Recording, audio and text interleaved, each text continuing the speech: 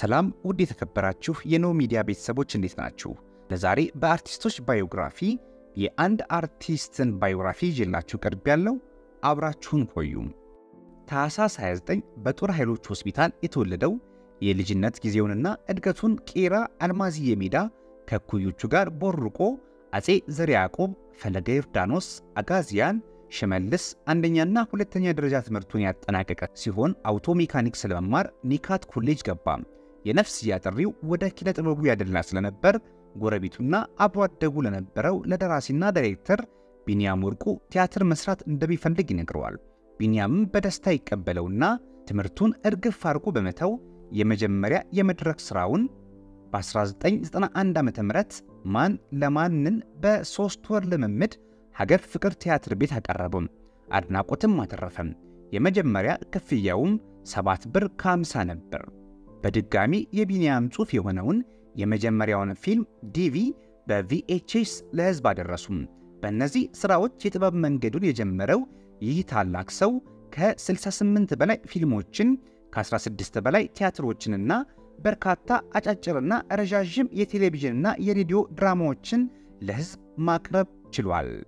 ተዋናይ፣ ደራሲ፣ ዳይሬክተርና ገጣሚ ሰለሞን ቦጋለ ወደ ቡቡ አርቲስት። ይህ ታላቅ የጥበብ ሰው ከሰራቸው ስራዎች በጥቂቱ ቅብብል የመጀመሪያ ረዥም የቴሌቪዥን ድራማ፣ ሰው ለሰው፣ ዘመን፣ እረኛዬ፣ ከፊልሞቹ ደግሞ ሰካራሙ ፖስታ፣ አባይ ቨርስ ቬጋስ፣ ዓለሜ፣ 3 ማዕዘን፣ ፍቅር ሲመነዘር፣ አብሳላት፣ ቤተልሔም፣ አዲስ ሙሽራ፣ የተከፈለበት፣ ዝምታዬ ከብዙ በጥቂቱ የሚጠቀሱና የሚሊዮኖችን ልብ መግዛት የቻሉ ስራዎቹ ናቸው።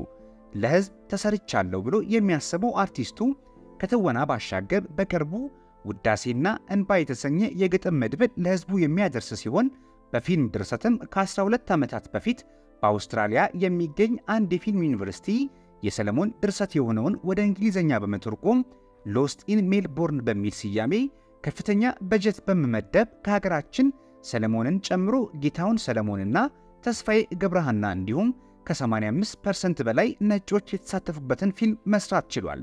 በቅርቡም የራሱ ድርሰት የሆነውን የራስ መንገድ የተሰኘ ፊልም ለህዝብ ማድረስ ችሏል። በፊልም ስራዎቹ በርካታ ሽልማቶችን ከሀገር ውስጥም ከሀገር ውጭም ማግኘት ችሏል።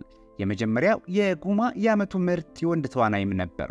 ሰለሞን ቦጋለ ከነዚህ ሁሉ ባሻገር የህዝብን ልብ በሰብአዊ ተግባራትና በበጎ ስራዎቹ ለበርካቶች እፎይታን በመስጠት ሳቃቸውን በመመለስ ንብረቱን ወይም መኪናውን ሽጦ በማሳከም ጭምር ለብዙዎች አርያ የሆነ ታላቅ የህዝብ ልጅ ነው።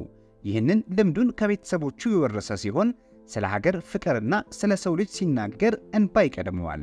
በጓደኞቹ ዘንድም ጥላዬ የተሰኘ ስያሜ ተሰጥቶታል። ይህም የሆነው በአንድ የቲያትር ላይ ጥላዬ የተሰኘ ሰናይ ገጸ ባህሪ የተጫወተና ከሱ ባህሪ ጋርም የሚጣጣም ስለነበር ነው። ወደ ቡቡ ተዋናይ፣ ዳይሬክተር፣ ደራሲና ገጣሚ ሰለሞን ቦጋለ። ውድ የተከበራችሁ የኖ ሚዲያ ቤተሰቦች ለዛሬ በአርቲስቶች ባዮግራፊ የአርቲስት ሰለሞን ቦጋለን ታሪክ በአጭሩ ይዤላችሁ ቀርቤያለሁ።